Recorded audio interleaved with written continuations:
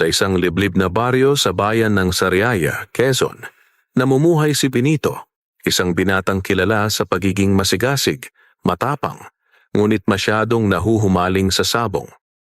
Sa murang edad na 23, siya ay kilalang kilala na sa sabungan, hindi dahil sa panalo, kundi dahil sa sunod-sunod na pagkatalo. Hindi pa siya nanalo ni minsan ng malaki. Sa kabila nito, hindi siya sumusuko. Palaging umaasa, palaging nagtitiwala sa panabong niyang si Siwahon, isang puting Texas na alaga pa ng kanyang ama bago ito bawian ng buhay. Benito anak, hanggang kailan ka ba magpapaloko sa sugal na iyan? Tanong ng kanyang inang si Aling Minda, habang naghuhugas ng pinagkainan nilang kaning lamig at tuyong isda. Nay, konti na lang to. Pakiramdam ko. Si Siwahon ang magdadala sa atin sa swerte. Paano kung bukas siya na ang magkampeon?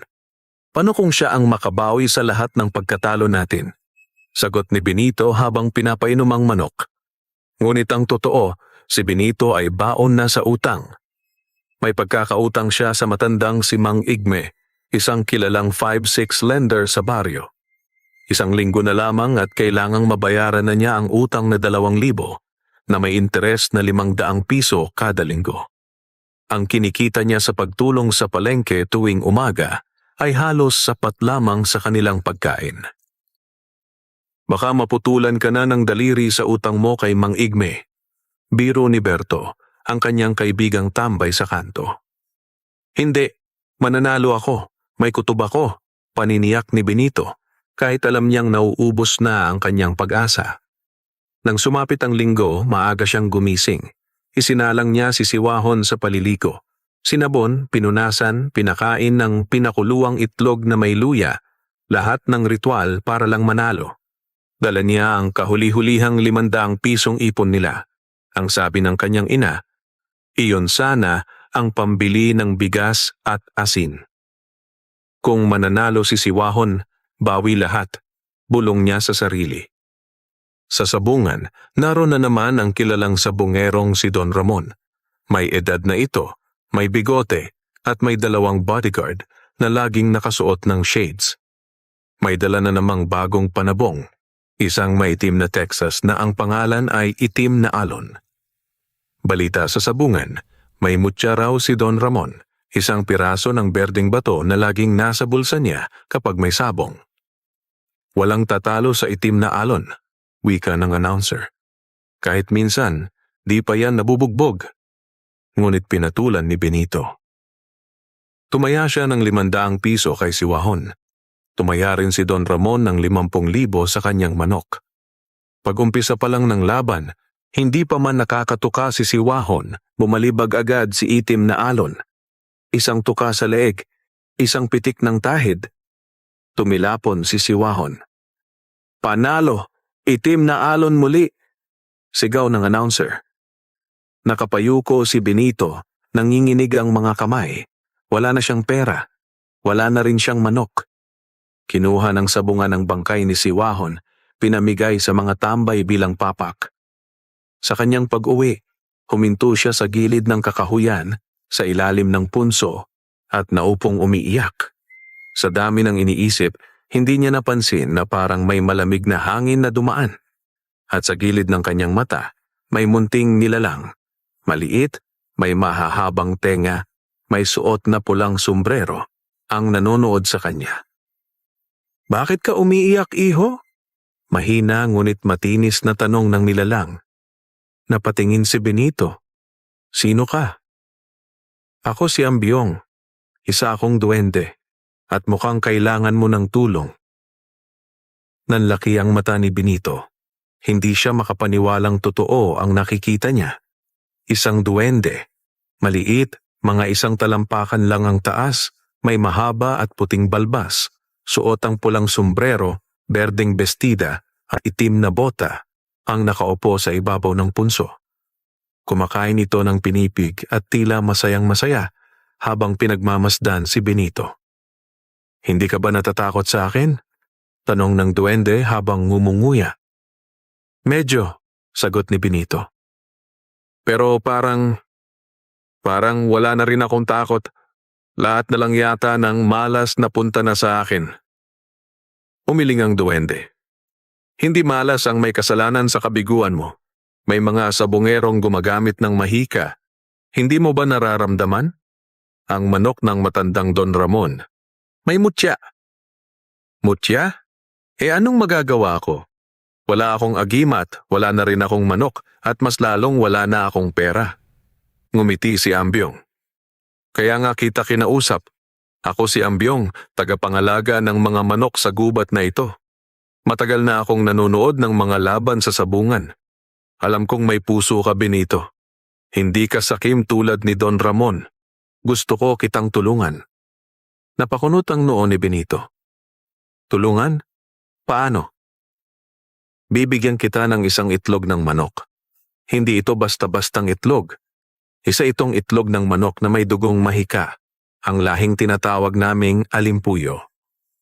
Kapag napisa ito at inalagaan mo ng tama, lalabas ang isang manok na kayang makipaglaban kahit sa may mutya. Napatingin si Benito sa palad ni Ambyong. May hawak itong bilog na itlog, mas maliit sa karaniwang itlog ng manok, kulay asul, at tila may kumikislap sa loob. Pero may kondisyon, dagdag ng duwende. Bawal mo itong gamitin sa kasakiman. Bawal mo itong ibenta. Bawal mo ring ipalaban sa sugal na pawang panlalamang lang ang hangarin. Kapag sinuway mo ang usapan natin, mawawala ang lakas ng manok. At higit pa roon, may kapalit na sisingilin ang mundo namin. Napalunok si Benito. Gusto man niyang magtanong pa, pakiramdam niya ay dapat niyang sundin ang nilalang na ito. Parang biglang gumaan ang loob niya rito. Tatanggapin ko, sagot niya sa wakas. Gagawin ko ang lahat, basta mapanalo ko lang kahit isang laban, hindi na para sa pera, kundi para makabawi man lang sa sarili ko. Magaling! Masiglang itinulak ni Ambyong ang itlog sa kamay ni Benito. Sa loob ng 7 araw, mapipisa na yan. Ngunit kailangang alagaan mo ito sa ilalim ng araw tuwing madaling araw. Pakainin mo ng pinatuyong dahon ng saging na kulay ginto. Makikita mo yon sa likod ng punso bukas ng umaga. Salamat, Ambyong. Hindi ko alam kung totoo lahat ito. Pero susubukan ko. Bago pa siya makatanong muli, biglang kumidlat sa kalangitan kahit walang ulan. Pagsilip niya sa paligid, nawala na si Ambyong. Tanging ang malamig na simoy ng hangin at ang mahiwagang itlog ang naiwan sa kanyang kamay. Pagkauwi niya sa kanilang bahay, hindi siya nagsalita tungkol sa nangyari. Itinago niya ang itlog sa isang sisidlan ng palay at inilagay ito sa kanyang silid. Habang tinitingnan niya ito, napansin niyang tila may munting liwanag na gumagalaw sa loob nito. Parang may kaluluwang nakakulong sa loob. Kinabukasan, gaya ng bilin ni Ambyong, gumising siya ng 5:00 ng umaga. Lumabas siya at pumunta sa likod ng punso. Hindi siya nabigo. May mga dahon ng saging na kulay ginto sa isang bahagi ng kagubatan, parang sinadyang ilaan para sa kanya. Pinulot niya ito, dinurog, at inihain sa tabi ng itlog. Sa mga sumunod na araw, naging abala si Benito sa pag-aalaga ng itlog. Laging maaga siyang gumigising. Ipinapainit sa araw, pinapakain ng dahon, at nilalagyan ng bulak ang ilalim ng sisidlan upang panatiling mainit. Sa kanyang puso, unti-unting bumabalik ang pag-asa. Sa ika-6 na araw, habang pinapainitan niya ang itlog, bigla itong nagkibit, kumilos, umikot, at mula sa loob nito ay narinig niya ang mahina, ngunit matinis na tik-tik-tik. Mapipisa na, bulong ni Benito sa sarili, nanginginig ang kamay sa pananabik. Ngunit sa araw ding iyon, may dumating sa kanilang baryo, ang utusan ni Don Ramon. May dalang sulat at nakasulat dito. Benito, napapansin kong palagi kang nasa sabungan ngunit laging talunan. Gusto kitang alukin ng trabaho bilang taga-alaga ng mga manok ko. Malaking sweldo. Makakabayad ka ng utang. Kung interesado ka, Pumunta ka sa aking hacienda bukas ng alas 9 ng umaga. Don Ramon. Napakuyom si Benito. Ang lalaking kumalaban at nanlamang sa kanya, ngayon ay gusto siyang gawing tagapag-alaga ng kanyang mga panabong? Hinding-hindi, bulong niya sa sarili. Hindi ko isusuko ang prinsipyo ko sa isang sakim na tulad niya, kahit anong pera pa iyan. Ngunit hindi niya alam, sinusubaybayan na siya ni Don Ramon. At sa mismong araw ng pagpisa ng mahiwagang itlog, may masamang binabalak ang mayamang sabongero. Ikapitong araw. Tahimik ang umagang iyon. Wala ni isang ibong kumakanta. Wala ring kaluskos ng dahon. Parang ang buong paligid ay nakikiramdam sa isang mahalagang pangyayari. Sa gitna ng katahimikan, si Benito ay nakaluhod sa harap ng sisidlan. Pinapainitan pa rin ang itlog sa unang sinag ng araw. Tinitigan niyang mabuti ang itlog na asul na ngayon ay may maliliit ng bitak. Kumakabog ang dibdib niya. Sa bawat tiktik ng itlog ay tila kasabay ang tibok ng puso niya. Bigla, crack! Isang bitak ang tuluyang nabiyak. Lumabas mula rito ang isang manok na tila hindi pangkaraniwan. Itim na itim ang balahibo, ngunit sa bawat galaw nito, kumikislap ito sa sinag ng araw na parang may mga pintig ng kulay pilak. Maliit pa ito, sisiw pa lang, ngunit malinaw ang kakaibang presensyang dala nito. Napanganga si Benito. Ikaw ba ang alimpuyo? Ang sisiw ay tumingin sa kanya at sa isang iglap ay pumailan lang sa ere, lumipad ng di karaniwan sa mga sisiw. Pumagsak ito pabalik sa kanyang kamay na parang nagpapakita ng tiwala. Hindi ako nagkamali, bulong ni Benito. May himala ka nga.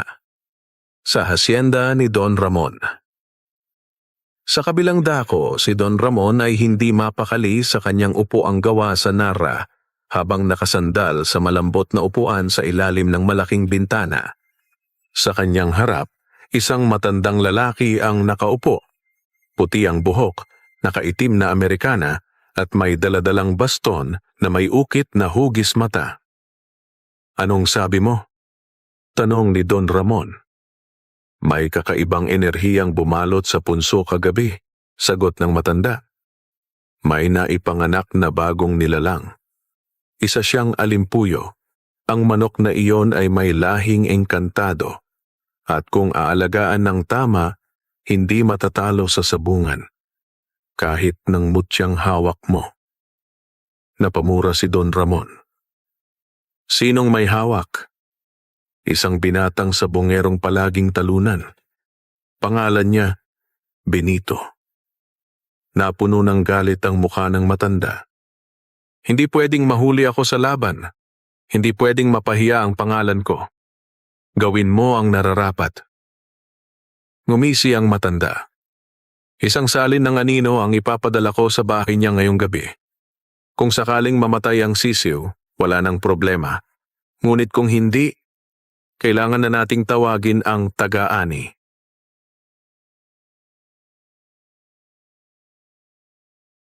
Sa bahay ni Benito. Abala si Benito sa pag-aalaga ng sisiw. Pinakain niya ito ng pinulbos na gintong dahon ng saging at pinainom ng tubig ulan na iniipon niya sa loob ng bao. Pangalanan nakita, ani Benito, habang hawak ang sisiw. Ang tapang mong tumingin. Itatawag ko sa iyo ay itim. Nagkibit ang manok. Parang pabor dito ang pangalan. Maya-maya, habang nililinis ni Benito ang kulungan na pansamantalang gawa sa kawayan, napansin niyang tila may malamig na hangin na dumaan sa kanyang likuran. Lumingon siya pero walang tao. Kinabahan siya. Isinara niya ang mga bintana. Ang gabi ay unti-unting lumalim. Ang buwan ay mistulang natatakpan ng ulap. Tahimik ang paligid, pero pakiramdam niya ay hindi siya nag-iisa. Habang pinapaliguan ni Benito si Itim, bigla niyang narinig ang marahang pagkatok sa kanilang pintuan. Tok! Tok! Tok! Napatingin siya sa orasan. 11:00 ng gabi. "Sino yan?" sigaw niya. Walang sumagot. Tanging ang malamig na simoy ng hangin ang pumasok sa maliit na siwang ng bintana. Tumayo si Benito, hawak ang machete na palaging nasa tabi niya.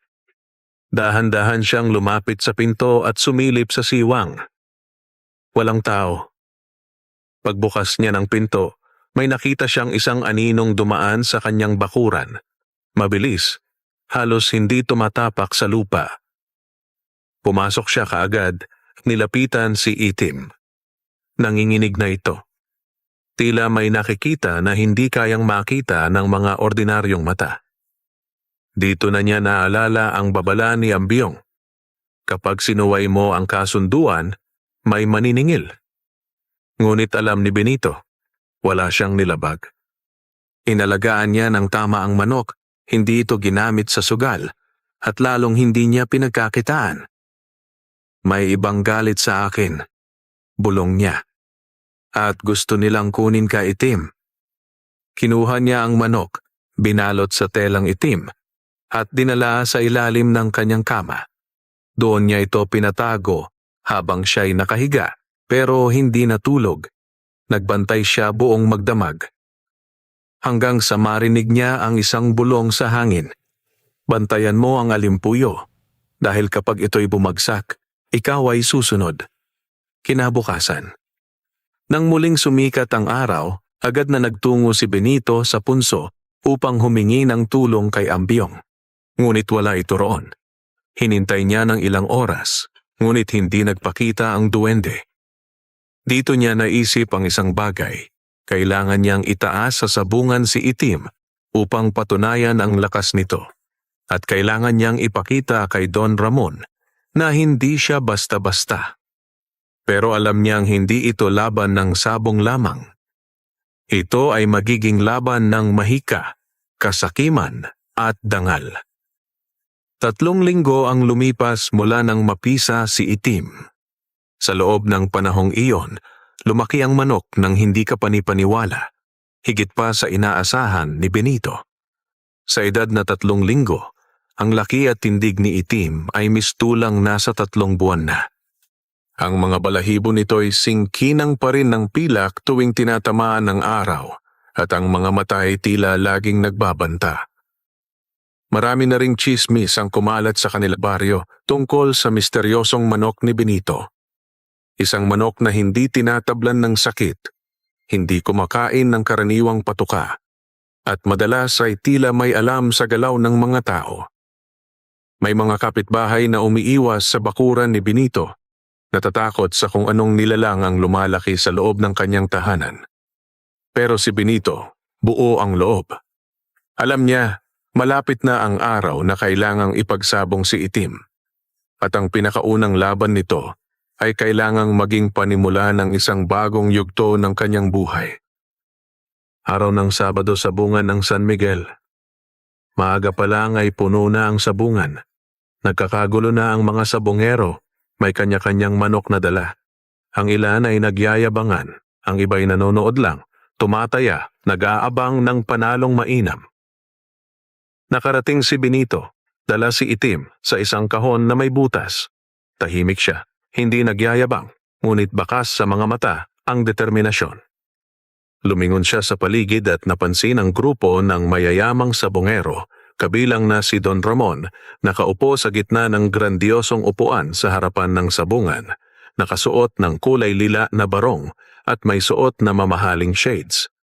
Katabi niya ang alalay nitong si Brando, na dating mananabong rin pero ngayon ay tagapamahala ng mga laban ni Don Ramon. Napansin agad si Benito ng mga tao. Isang lalaki ang nagsalita. "Oh, ayan na si Benito. Yung laging talunan. Dala mo na naman yung pang-adobo mo?" Nagtawanan ng mga sabonghero. Hindi sumagot si Benito. Tiningnan lang niya sila, tapos ay mahinahong inilabas si Itim mula sa kahon. Biglang natahimik ang paligid. Ang manok ni Benito ay walang katulad. Malalaki ang hita, matulis ang tari, matikas ang tindig, at ang mga mata ay tila hindi basta-basta titigil sa laban. "Anong klaseng manok yan?" Bulong ng ilan. "Parang hindi tumitibok ang puso. Parang Halimaw. Sa loob ng sabungan, nagharap ang dalawang manok. Ang kalaban ni Itim ay manok ni Brando, isang puting Texas breed na kilala sa lakas, bilis at tibay. Maraming beses nang nanalo ito at palaging may mataas na pusta. "Double sa pusta!" sigaw ni Brando. 2,000. Tahimik si Benito, ngunit may lalaking biglang sumigaw mula sa gilid. 3,000 sa Itim. Si Mang Castor, isang dating sabungero na ngayon ay tahimik na lang tumataya. Nagbulungan ng mga tao. Lahat ay nagtanong, "Sigurado ka, Castor?" Baguhan niyang si Benito. Ngumiti lang si Mang Castor. Minsan lang dumaan ang halimaw na manok. Nasa kanya na. Ang laban. Tumigil ang oras sa loob ng sabungan. "Handa na," sigaw ng tagasabit. Tumango ang dalawang sabunggero. Pagbitaw, zishti. Walang 5 segundo, si Itim ay umikot sa ere, dumapo sa likod ng puting manok, at tinuhog ito gamit ang kanyang tari sa leeg. Isang mabilis, tiyak, at marahas na galaw. Nagsigawan ang mga tao. "Patay na agad? Tapos na?" Laking gulat ng lahat, lalo na ni Brando, nang makita ang puting manok ni Don Ramon na wala ng buhay sa gitna ng sabungan. Si Itim ay nakatayo sa ibabaw nito, hindi tumitigil sa pagtitig sa katawan ng tinalo. Tahimik si Benito, ngunit sa loob-loob niya, parang may ibang enerhiya ang lumalabas mula kay Itim. Pagkatapos ng laban, lumapit si Don Ramon sa gilid ng sabungan. Pinagmasdan niya si Benito habang pinupunasan ng dugo sa tari ni Itim. "Anong manok yan, iho?" tanong niya, formal ngunit malamig ang tono. "Manok ko, Don," sagot ni Benito. Pinaglihi sa liwanag ng buwan, pinanganak sa punso, lumaki sa pangarap ng isang talunang sabungero. Ngumiti si Don Ramon, pero malamig. "Masaya ako sa panalo mo, pero sa susunod na laban, sa manok kong may mutya ka na tatapat. Hindi basta-basta yon. Makikita natin kung totoo ngang may himala ang alaga mo." Tumalikod si Don Ramon. Ngunit bago pa siya makalayo, bumulong ang isang hangin sa tabi ni Benito. "Ingat ka, Benito. Ang susunod na laban ay hindi na lamang laban ng manok. Ito'y laban ng buhay mo." Kinabukasan ng laban ay tila nagbago ang ihip ng hangin sa buong baryo. Ang pangalan ni Benito ay naging usap-usapan na hindi lamang sa kanilang lugar, kundi pati na rin sa mga karatig baryo. Ang kanyang manok na si Itim ay tinawag ng ilan na manok ng demonyo, habang ang iba na may nagsasabing ito raw ay alaala ng diwata. Subalit sa likod ng papuri at tsismis, nagliliyab ang galit at inggit sa puso ni Don Ramon. Hindi siya sanay na natatalo, lalo pat sa isang binatang gaya ni Benito na sa loob ng maraming taon ay kanilang pinagtatawanan sa sabungan. Sa loob ng malaking bahay ni Don Ramon. Nasa loob ng kanyang lihim na silid si Don Ramon kasama si Brando at ang kanyang tagapangalagang albularyo na si Apong Damiana, isang matandang bulag na kilala sa mahika negra at koneksyon sa mga nilalang sa ilalim ng lupa. Inilabas ni Apong Damiana ang isang lumang sisidlang gawa sa ginto. Binuksan niya ito gamit ang isang susi na gawa sa sungay ng kalabaw. Sa loob ay naroon ang isang kumikislap na mutya. Kulay asul na tila dinidilaan ng apoy. Ang paligid ng silid ay biglang bumigat ang hangin at tumahimik kahit ang mga ibon sa labas. "Ang mutya ng talisay," bulong ni Apong Damiana. "Ito ang nagbibigay ng lakas sa mga manok mo, Don. Pero hindi sapat ang lakas ngayon. Kailangan mo ng mas malalim na pakikipag-ugnayan." "Gusto kong patayin ang manok ni Benito," mariing sabi ni Don Ramon. "At kung maaari, pati na rin ang binatang yon. May kapalit ang bawat kagustuhan," wika ni Apong Damiana. "At ang hinihinging kabayaran ng mutya ay dugo ng inosente." Sandaling natahimik si Don Ramon, ngunit pagkatapos ay ngumiti siya. "Pumili ka, kahit sino." Basta't siguraduhin mong sa susunod na laban, babalik sa akin ang korona ng pagiging hari ng sabungan. Samantala kay Benito, habang gabi at ang buong baryo ay tahimik, si Benito ay nanaginip ng isang kakaibang tanawin. Sa kanyang panaginip, naroroon siya sa gitna ng isang punso at sa harap niya ay nakaupo ang duwending tumulong sa kanya, si Lucky, ang may gintong sombrero at mata na tila batong jade. Benito, anang duwende. Malapit nang sumubok ang kasakiman ng tao na agawin ang biyayang ibinigay sayo. Mag-ingat ka. Hindi lang mutya ang pinanghahawakan ng Don, kundi ang lumang sumpa ng isang kasunduan sa ilalim ng buwan. Paano ko malalabanan? Tanong ni Benito. Ang manok ko, hindi ko na alam kung siya ba'y manok pa o isang nilalang na may sarili ng isip. Si Itim ay anak ng karimlan at liwanag. Hanggat wala kang kasakiman, mananatili siyang tapat. Pero bantayan mo ang paligid mo. Hindi sa lahat ng laban, manok lang ang may sugat. Sa gitna ng gabi, isang puting van ang huminto sa tapat ng bahay ni Benito. Bumaba ang dalawang lalaking nakaitim.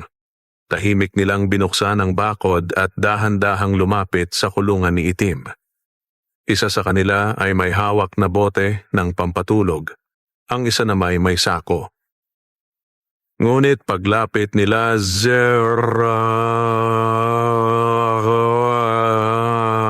isang matalim na tunog ang umalingaw-ngaw. Tumalsik ang isa sa mga lalaki at ang isa namay napaiyak sa sakit. Nagkapunit-punit ang braso, tila pinagsabitan ng matulis na tari. Mabilis na lumabas si Benito at nakita ang mga lalaking tumatakbo palayo, duguan. Sa tabi ng kulungan, si Itim ay nakatayo pa rin. Mata ay naglalagablab sa galit, tila hindi manok kundi isang mandirigmang engkanto. Kinabukasan, nagpasya si Benito na humarap sa kapitan ng barangay. Ipinakita niya ang bakas ng sapilitang pagpasok at ang dugo sa damuhan. Ngunit gaya ng inaasahan niya, ang kapitan ay tila takot magsalita. Benito, anito, huwag mo nang palakihin. Baka may mas malakas sa likod niyan. Kilala mo naman si Don Ramon. Ngumiti si Benito, ngunit hindi ngiti ng takot kundi ng pagtanggap sa hamon. Kung gusto nilang agawin si Itim, kailangan muna nilang harapin kami. Sa loob ng bahay ni Don Ramon, nakangiti si Apong Damiana habang hinahaplos ang mutya. Nagsimulang pumatak ang dugo. Ang susunod na laban ay simula ng pagguho. Ngumiti si Don Ramon. Mabuti, ibigay mo sa akin ang manok na may sumpa. Ihanda mo. Sa susunod na Sabado, magpapakita tayo ng tunay na sabong. Sabado. Umaga pa lamang ay dinagsanan ng mga tao ang sabungan. Kahit ang mga matandang hindi na nakakalakad ay nagpasilang na sa mga anak at apo para lamang masaksihan ang muling paghaharap ni Benito at ni Don Ramon. May mga usap-usapan na tila may malalakas na agimat ang parehong kampo. At ngayon, sa araw ng sabong, malalaman na ng lahat kung sino ang tunay na may lakas ng kababalaghan. Sa gilid ng sabungan, may mga albularyo at manggagamot na dumalo rin para lamang makasubaybay. Ang iba'y tahimik na naglalagay ng dahon ng lagundi sa ilalim ng upuan nila, habang ang iba'y may hawak-hawak na maliit na bote ng langis. Pero ang pansin ng lahat ay nasa dalawang lalaking magtatapat ngayong araw. Ang pagdating ni Benito. Nakatsinelas lamang si Benito, dala-dala sa supot ang kanyang manok na si Itim.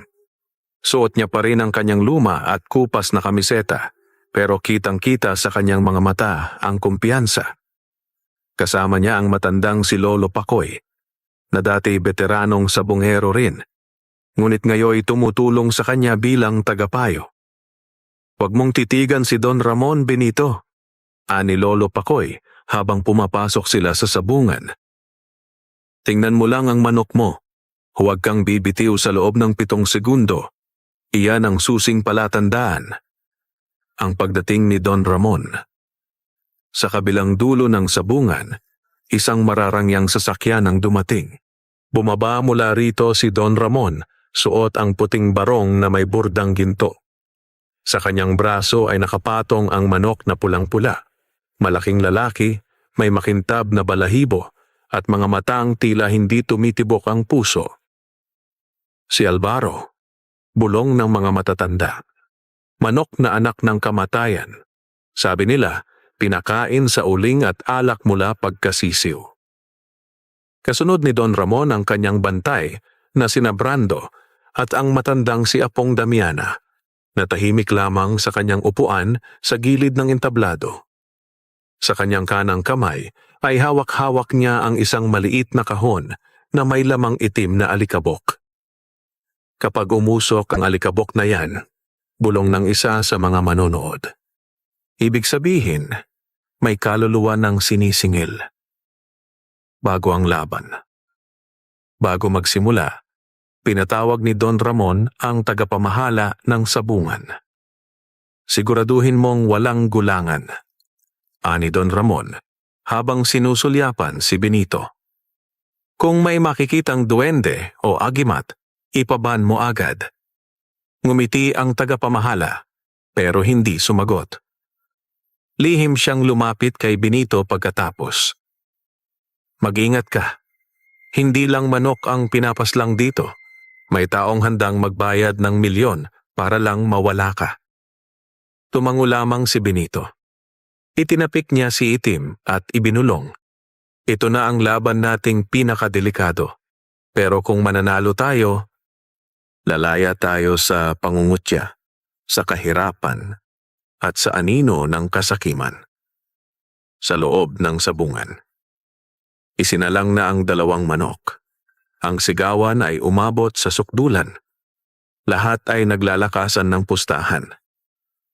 5 kay Don Ramon. 10 kay Benito. Doble kung talo. Pero may ilang matandang tahimik. Isa sa kanila ay bulong ng orasyon. Nagsalubong ang mga manok. Si Itim ay tila tahimik ngunit matatag. Si Alvaro, ang pulang manok ni Don Ramon, ay nagngangalit, umaatungal na tila hindi ibon kundi halimaw. Pagkalag sa tali, agad sumugod si Alvaro. Mabilis, malupit at walang takot. Tumalon ito at sinugatan agad si Itim sa balikat. Napaurong si Benito. Pero bago pa siya makapagsalita, tumingala si Itim. At sa isang iglap, tila may itim na anino na lumukob sa kanyang katawan. Bigla siyang umatras at ang kanyang mga mata ay nagningas ng bughaw. Sa ikalawang sabak, si Itim ang sumugod. Wapak! Isang malalim na hiwa ang tumama kay Alvaro. Tumalsik ang dugo at napahagulgol ang mga sabungero. Ngunit hindi pa tapos, tumayo si Alvaro at tumalon muli. Tinamaan si Itim sa likod. Ngunit sa halip na matumba, umilaw ang kanyang katawan sa sandaling liwanag na tila may dumapong espiritu. Napatingin si Apong Damiana. Naramdaman niyang may ibang puwersa na sumalo kay Itim. Hindi engkanto, kundi isang mas matandang nilalang. Ang huling yugto. Nagkatinginan ang 2 manok, puno ng dugo at galit. Huling sabak. Lahat ay tumigil sa hininga. Sabay silang tumalon. Krak! Pareho silang tumama. Parehong tumilapon. Parehong nagpagulong-gulong sa lupa. Tumingin si Benito. Tumayo si Itim. Sa kabilang banda, hindi na gumalaw si Alvaro. Namuti ang kanyang mata at lumabas ang huling hininga nito. Tumahimik ang buong sabungan. Isang matandang babae ang biglang tumawa mula sa sulok. Ang anak ng dilim at liwanag, nagwagi. Pagkatapos ng laban, halos hindi makapaniwala ang mga tao sa sabungan. Ang manok ng isang hamak na binata na tila walang kapangyarihan, ang siyang tumalo sa malademonyong manok ni Don Ramon. Laking tuwa ng mga tao, itinaas si Benito, binuhat at kinilalang bagong hari ng sabungan. Ngunit habang ang karamihan ay nagsasaya, may mga matang nanonood sa dilim. at may isang matandang duwende ang lihim na nagmamasid mula sa ilalim ng sabungan. Nakangiti, ngunit may halong lungkot sa kanyang mukha. Gabing tahimik, lihim ang lumilitaw. Pagka-uwi ni Benito, tahimik niyang hinaplos ang sugatang si Itim. Ginamot niya ito ng langis at halamang gamot na itinuro ng kanyang lola nung nabubuhay pa ito. Ngunit sa kanyang isipan, paulit-ulit ang tanong, ano ang nangyari? Bakit biglang lumakas si Itim? Ano ang liwanag na yon? Hindi pa man siya tuluyang nakakatulog, may narinig siyang mahihinang yabag mula sa labas ng kanyang kubo. Tok! Tok! Tok! Pagbukas niya ng pinto, may nakita siyang isang matandang lalaki, pandak, may puting balbas, at nakasuot ng kulay berdeng kupas na barong. May hawak itong tungkod na tila yari sa pilak. Magandang gabi, iho, anito. Ako ang tinatawag nilang Tatang Sulo. Isa akong tagabantay ng mga mutya ng kalikasan. At ako rin ang naging tagapangalaga ni Itim. Ang tunay na pinagmulan ni Itim. Hindi basta ordinaryong manok si Itim, ani Tatang Sulo. Isa siyang anak ng ibong uwak ng kabundukan ng Silab. Isang nilalang na may dugong duwende at hayop. Sa simpleng salita, siya ay bantay ng balanse sa sabong. Napatda si Benito. Hindi ko naintindihan, Tatang. Akin lang siyang napulot sa paanan ng bundok, basa, giniginaw. Ngumiti ang duwende. Doon kita sinubok kung may puso kang tumulong sa nilalang ng kalikasan at napatunayan mong may dangal ka.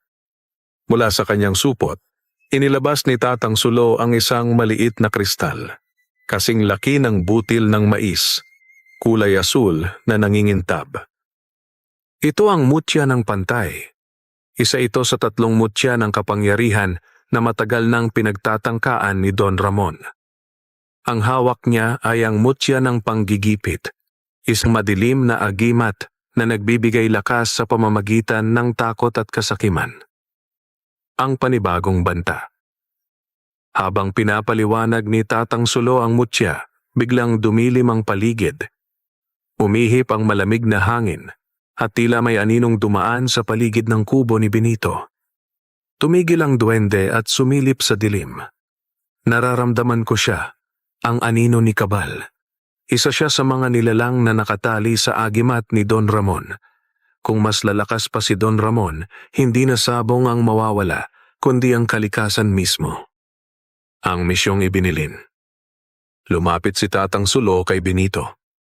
Hawak mo na ngayon ang unang mutya. Ngunit upang mapanatili ang balanse, kailangan mong hanapin ang ikalawang at ikatlong mutya.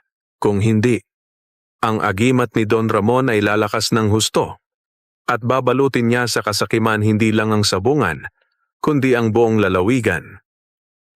Napabuntong hininga si Benito.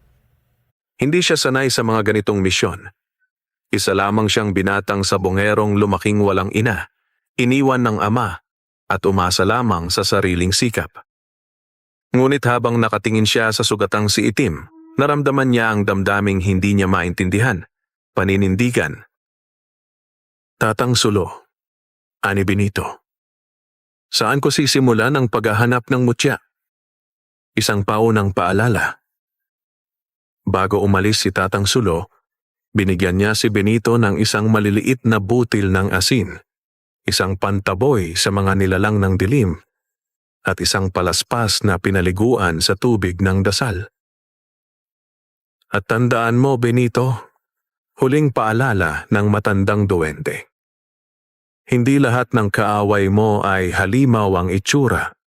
Minsan, ang tunay na panganib ay nagtatago sa likod ng ngiti at ginto. Kinabukasan, maaga pa lang ay naghanda na si Benito.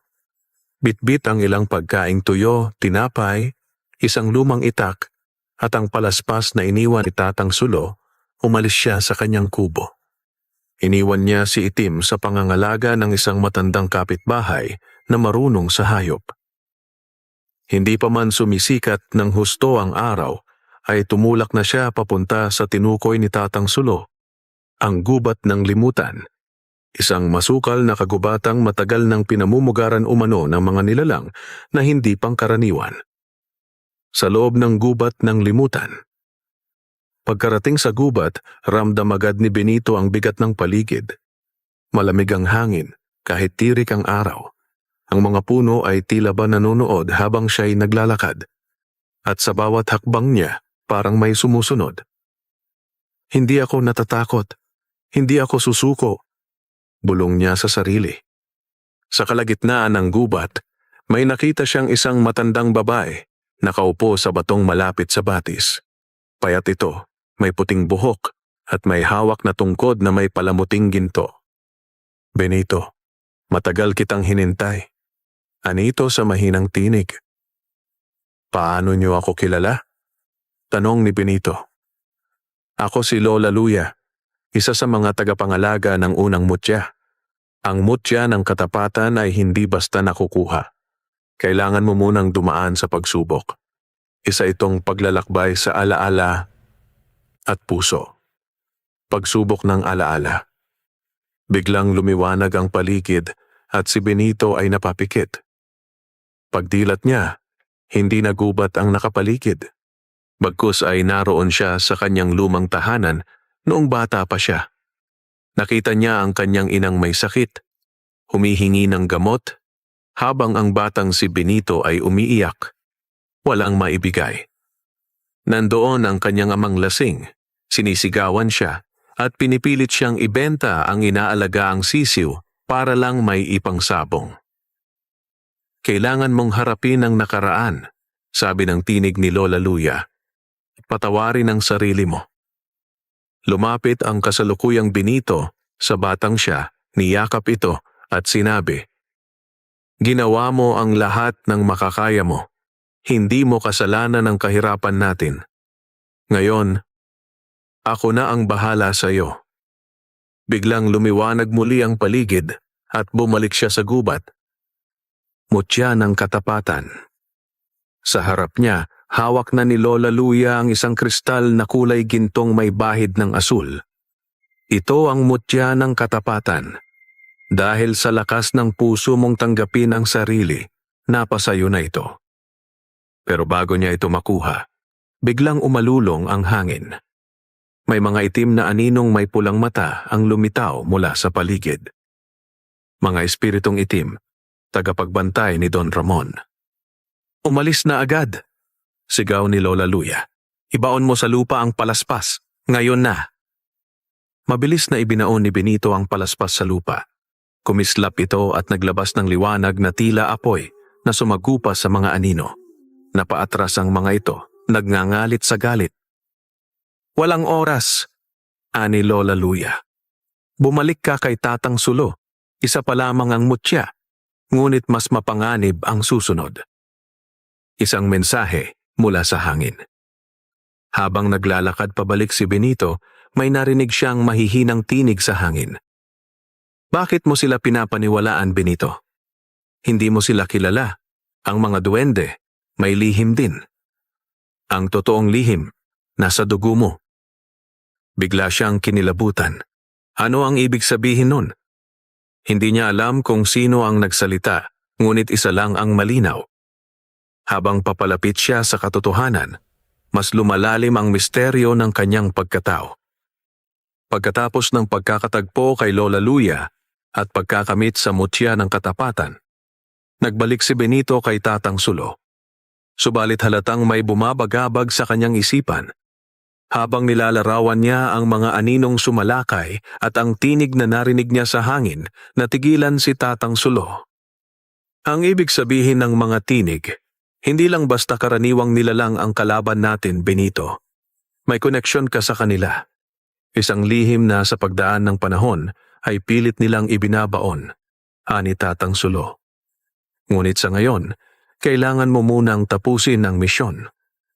Ayon sa matanda, ang susunod na mutya ay matatagpuan sa kuweba ng panaginip, isang lugar na pinaniniwala ang sumasalamin sa pinakamalalim na takot, pagnanasa at mga tanong sa kalooban ng sino mang makapasok dito. Ang paglalakbay patungo sa kuweba. Dumaan si Benito sa kasukalan ng bundok sa Pinit kung saan naroon daw ang kuweba. Sa bawat hakbang, tila may bumubulong sa paligid. Hindi ka mananalo. Ang lahat ng ito ay walang saysay. Ang manok ni Don Ramon ay hindi basta manok. Isa itong sagradong nilalang ng kadiliman. Ngunit hindi natinag si Benito. Dala ang mutya ng katapatan, pinanghawakan niya ang kanyang layunin, matulungan ang kanyang pamilya at makalaya sa sumpa ng pagkatalo. Pagdating niya sa harapan ng kuweba, tila lumalabo ang kanyang paningin. Para bang inaanyayahan siya ng isang mahimbing na antok. Sa loob ng kuweba ng panaginip. Pagpasok niya, biglang nagbago ang paligid. Wala nang bato't dilim. Sa halip, nasa isang malawak na sabungan siya. Napakalaki, puno ng mga tao. Nasa gitna siya ng entablado, hawak si Itim at kasabay ng kanyang manok ay ang mahiwagang manok ni Don Ramon. Nakita niya ang mga dating sabonghero na nambabastos sa kanya. Pati si Don Ramon na nakaupo sa trono, may hawak na patpat ng gintong ahas. May tinig na nag-utos. Kung nais mong angkinin ang mutya ng paninindigan, talunin mo ang sarili mong takot.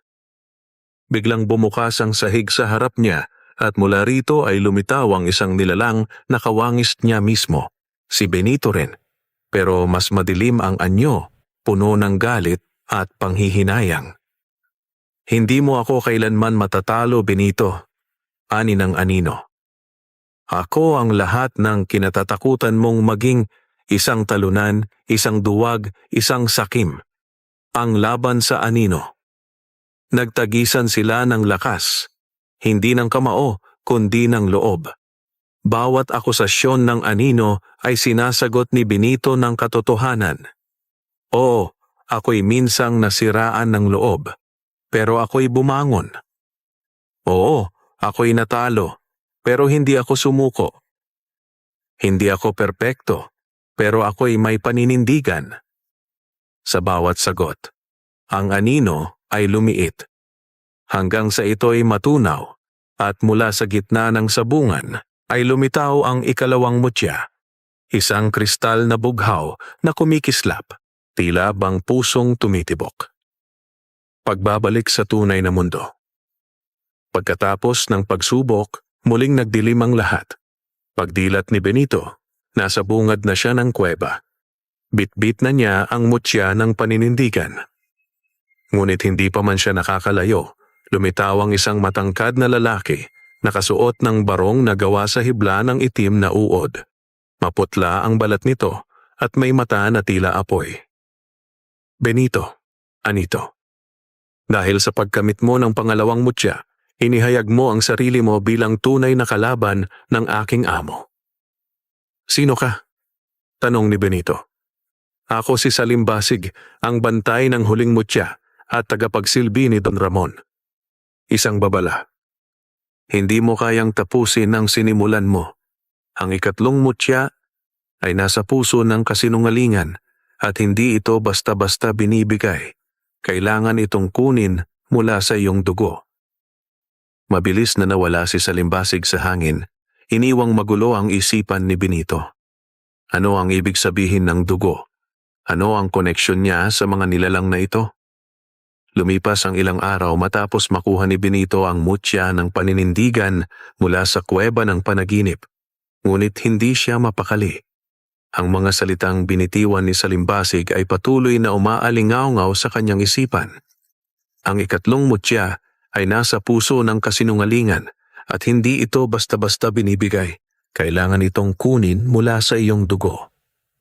Bumalik siya sa kubo ni Tatang Sulo, dala ang bigat ng tanong na hindi niya maipaliwanag. Naghihintay si Tatang sa harapan ng maliit na altar na gawa sa ugat ng kahoy. Nang umupo si Benito, tiningnan siya ng matanda. Panahon na, anya, na malaman mo ang buong katotohanan. Ikinuwento ni Tatang Sulo ang isang lihim na matagal nang itinatago ng kanyang pamilya. Ayon sa matanda, si Benito ay hindi ganap na tao. Ang kanyang ama ay isang duwende na mabait at makatao na umibig sa isang mortal. ang ina ni Benito. Ngunit nang malaman ng mga masasamang duwende sa ilalim ng pamumuno ni Don Ramon ang tungkol sa pag-iibingang iyon, isinumpa nilang hindi kailanman magtatagumpay ang magiging anak ng duwendeng iyon. Ikaw yon, Benito, ang kalahating duwende, kalahating tao. Kaya mo nararamdaman ang tawag ng mga mutya, kaya ikaw ang pinili nilang lumaban. Muntik nang bumaligtad ang sikmura ni Benito sa narinig. Kaya pala, sa tuwing may kakaibang ingay sa paligid, tila pamilyar ito sa kanya. Kaya pala, nakakapanaginip siya ng mga duwendeng umiiyak, tumatawa at nanguusig. Nasaan ang huling mutya? Tanong ni Benito. Sa ilalim ng lumang sabungan, sagot ni Tatang Sulo.